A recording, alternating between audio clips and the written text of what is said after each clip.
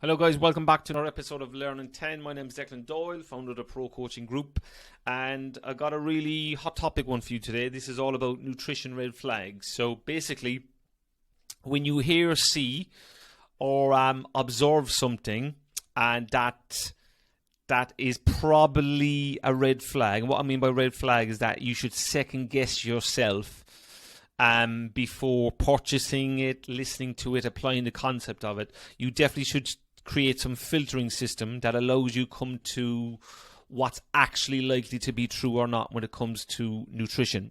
But what you learn in this, you can apply to absolutely anything, any concept in the world. So before we start, feel free to subscribe as per usual by hitting that button in the bottom right of the screen here. And if you've got any questions on what I'm about to go through, feel free to pop them in the comments and I'll make sure to answer them. Let's get to it then.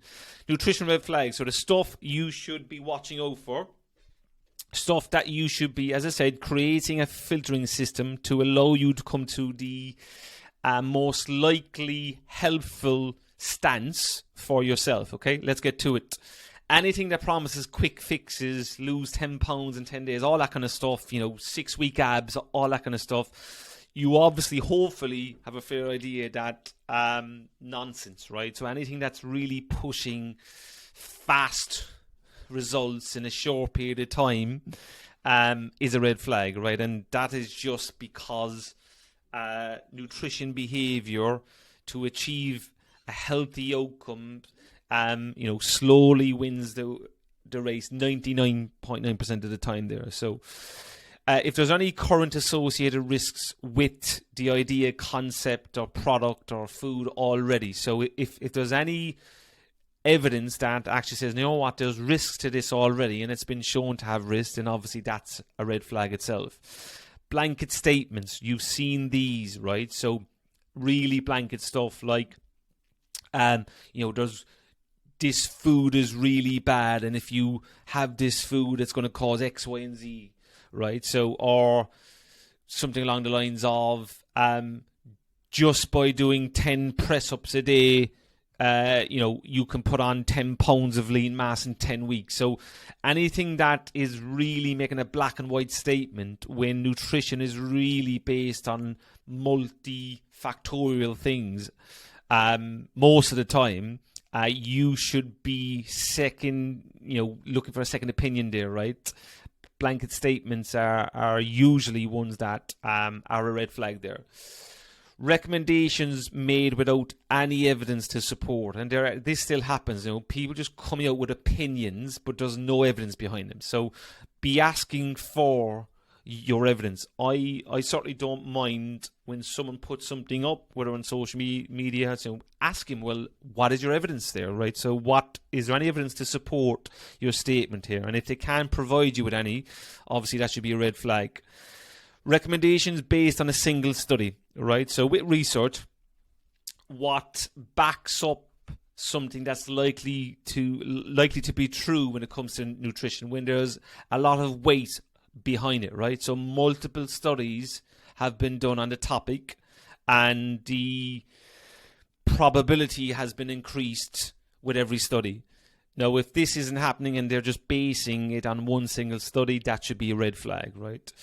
Next, recommendations that ignore, I should say, characteristics in other people, right? So if you've a study that has maybe just been done on males with the age group of 20 to 25, let's say, then obviously if they are ignoring that actually the same responses may not be true in females or kids, then if they are choosing to ignore that, or let's say it hasn't been stated, that's a red flag, right? Because obviously different people, different population groups may have variant effects on things. So make sure you're looking at the wider picture there. Recommendations made up to help sell a product. Now, obviously, the nutrition world and the health world is full of this stuff, right? Just picking nonsense, making up stuff that's not true at all, just try and increase sales, right? So trying to get you to purchase something just based on a sale. Statements that are refuted by strong evidence, right? Now, this has certainly been going on in the nutrition world. There was certainly a time where, and still to this day, people were picking or trying to push the whole idea of like low carbs were the number one variable that helped people lose weight, right?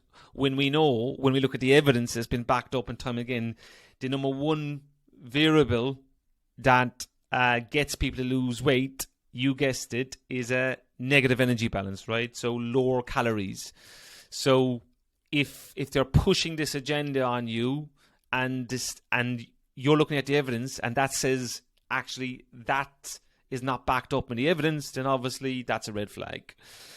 Overemphasis on celebrity support. Now, I've just picked that word here, you know, whatever that word means. It could be influencers, whatever it may be. But if they're trying to use influencers all the time to push something on you, that should be a red flag as well, right? Just using those people.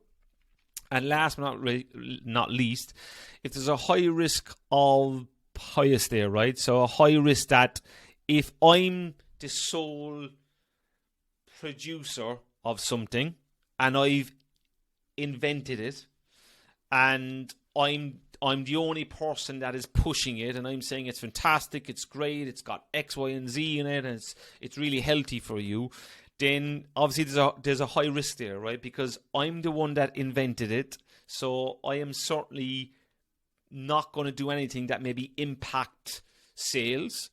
So be mindful of that. So these are just my top 10 out there. Hope these were helpful. I hope it's going to make you second guess things in the future. And just be mindful of, you should be always asking, what is the weight of the evidence? What does it actually say? Okay. So key takeaways, guys, be a good skeptic, right? Be skeptical on all things, all right? Be skeptical before you invest. Be skeptical before you purchase. Be skeptical before you have an opinion on it, right? So take a bird's eye view of everything. Like, look at the wider picture. What was it based on? Was it based on a number of studies? Was it just based on a single person? Was it based on a population group? Whatever it may be. And use your resources to assess the evidence, right? Peer-reviewed journals, independent guys that can search it out for you. I leave links to these in the description box as well. But when you do that, when you adopt that mindset around nutrition, or anything for that matter, you're more likely, as I said, not to get fooled, not to get pushed into buying something or forming an opinion on something that's not likely to be true. So hopefully that was helpful. This was another video on Learning 10. If you've got any questions on what we just did, by all means pop them in the comments, and I'll be back soon with another Learning 10 for you. Take care.